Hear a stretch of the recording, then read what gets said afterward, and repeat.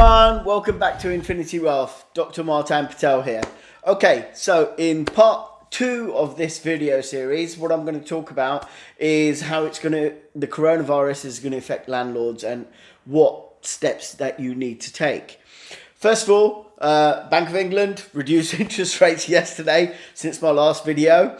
They've reduced it to 0.1. They'll go lower. Okay. The US is already at 0, so they will go lower.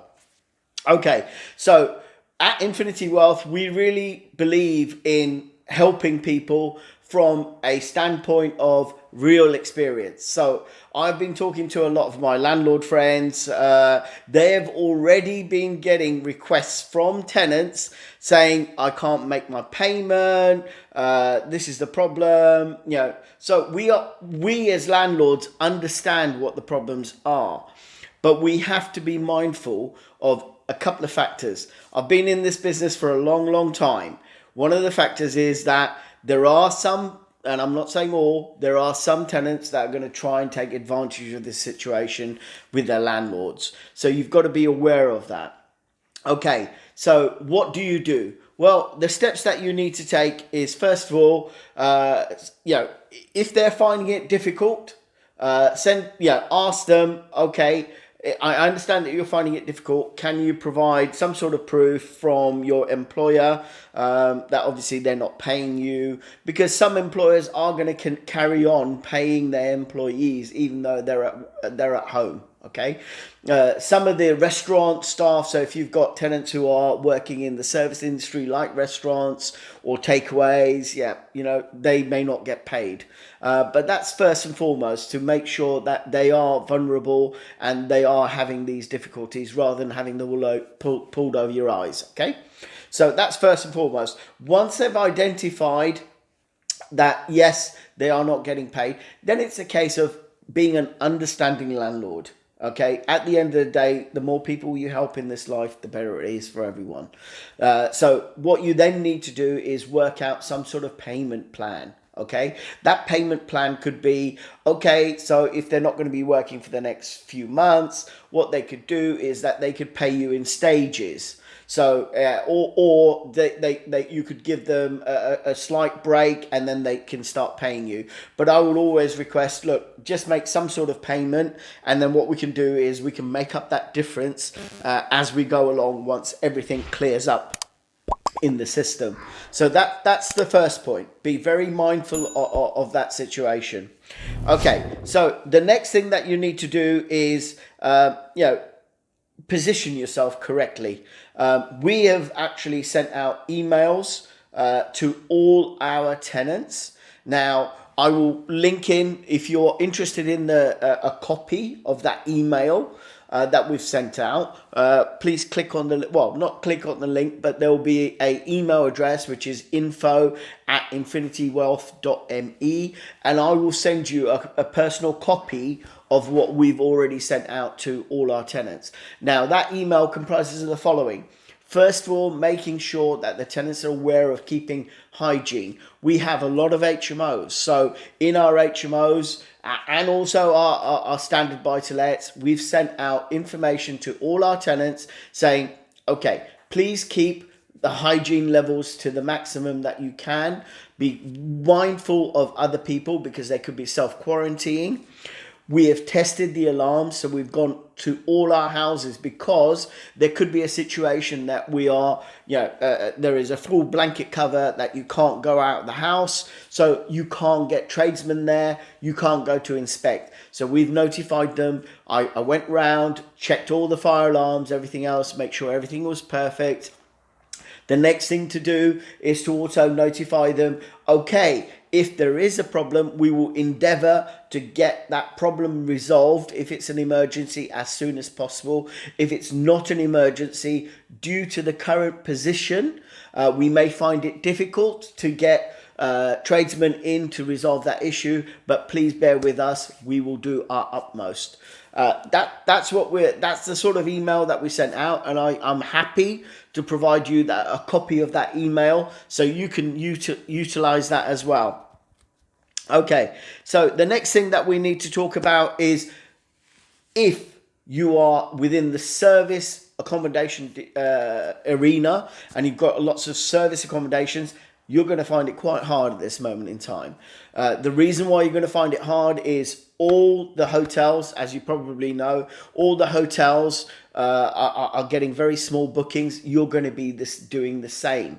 So the best way to approach this is, we are not going to get government subsidies or helps on that basis. So the best way to approach it is to actually maybe reduce your rents, make it more desirable, make them say, okay, well, if they do have to travel, and I'm saying if they do have to travel, because travel restrictions may well be in place from a few weeks from now, no one knows.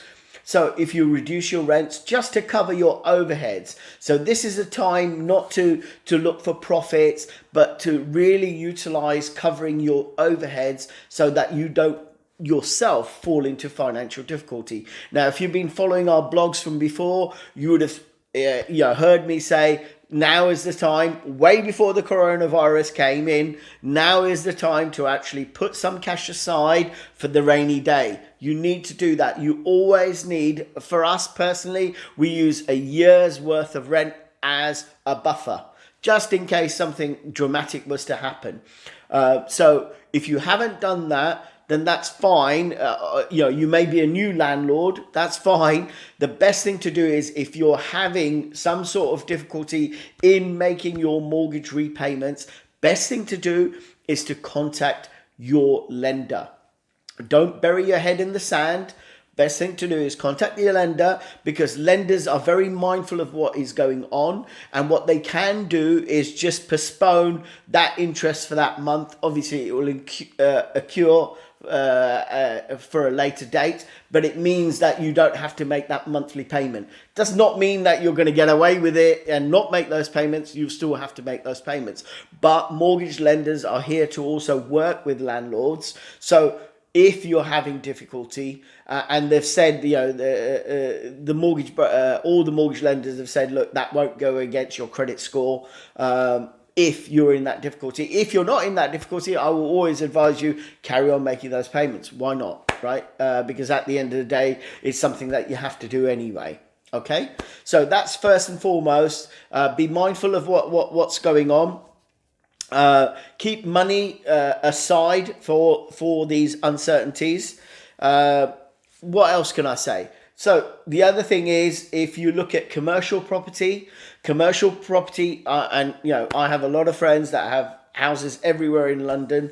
They are also being asked for a rent reduction. Main reason why is because the government have already said that they will reduce council taxes to zero for certain businesses. These are shops and small businesses. These are not offices or serviced offices. Now, that doesn't apply to them. I don't know why, but it's the situation at the moment that you still have to pay your rent and rates. So friends of mine are receiving emails and phone calls saying, well, look, I haven't got a rent reduction, a council tax reduction, because I'm in this sort of sector, and everyone's, so can I reduce my rent? Well, at the end of the day, they're in a contract, okay? At the end of the day, they are in a contract. They have to meet your liabilities, because we are also in a business as well. Yep, okay, under unforeseen circumstances, obviously, you can try and find out what is going on, but work with if you're in commercial, work with the people that are in the offices, because at the end of the day, they'll still need the offices in 3 months' time, so they won't want to move out, but it's a case of working with them. Okay, the next section is really about students. Okay, so if you have a number of student properties, students, we've already been receiving emails, myself, and landlords that I know that are also student landlords. I'm across the breadth, so I've got both social housing, I've got commercial, and I've got HMOs, and I've got normal buy-to-lets. Now, from our student HMOs, we thankfully not yet, but I know other people have. So students are saying, well, actually, can I have a rent reduction? Now, that's not to say that they may not be in difficulty, but the thing with students to bear in mind is they are still going to be receiving their loans. Full stop. right? They are in a contract, they are still going to be receiving their loan checks. So at the end of the day, they are in a contract, you're in a contract, you still have to make your mortgage payments and everything to make your property business function.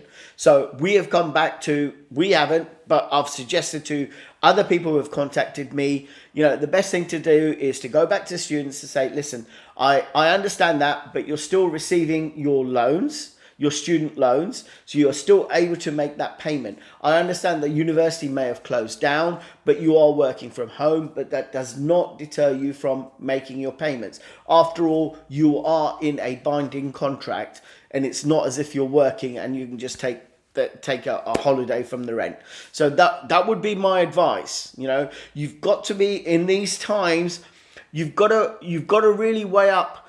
You've got to be strong on one side, and you've also got to be giving on the other side. You've got to analyze each situation as it is, but not have the wool cover over your eyes. So I hope that's helped.